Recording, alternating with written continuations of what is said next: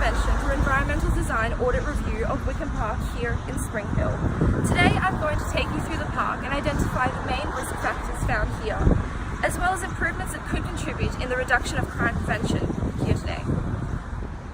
So upon entering this area, we can see that there is an abundant amount of large trees and foliage that is covering this area, obstructing the view from neighbouring housing and apartments. As an individual entering this area, it would be comforting to know that there is some form of natural surveillance, either that be by the street or through the apartments and neighbouring areas. Lighting is a main risk here in Wickham Park. Throughout the day, there is not enough natural light as the large trees and foliage overshadow this area. But there is also not enough street lights or lamps to illuminate the area for when walking alone in the dark. In order to improve this, more lights could be added to increase the feeling of exposure and the risk of detection and identification for offenders. Lights should be placed within a certain distance to avoid shadows, glare, which might make pedestrians vulnerable and increase their chances of victimization. Adding lighting would be an easy fix, and through the use of reflectors and solar lightings could prove economical and affordable for the government to implement, which are the main stakeholders for this park. The second main risk factor highlighted in this audit today is the maintenance and management found throughout this park. Upon inspecting park benches, limited signage, and a rubbish box, there is a distinct amount of graffiti, vandalism, and damage done to these areas. This suggests that there is not enough maintenance and management to be maintained within this park. The purpose of maintenance and management is to create a perception that a space is well maintained and cared for by both its owners and its users. Often, a well-maintained area will lead to offenders believing that residents and owners are on constant surveillance and on constant watch within this area. Thus, will be less likely to offend and victimize. By implementing more signs and more waste bins, residents will be more likely to comply and take better care of the park and the area, encouraging others to do the same.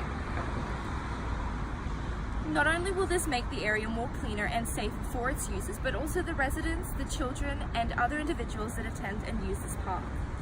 One potential signage could ask individuals to both report and refer offenders to this area. For example, when looking at this area and seeing an individual either vandalizing or loitering this area, by reporting it straight away, not only is their report on file, but the stakeholders or the government is able to identify and refer to that and attend to that issue straight away. These alternatives will increase the sense of ownership, making criminal activity more conspicuous. Reports would allow a fast and initial response to damages done by graffiti and vandalism, and encourage greater use of the environment by providing a more pleasing and welcoming, safer atmosphere.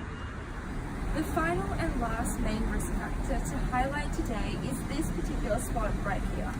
One of these spots in this park is known as an entrapment spot.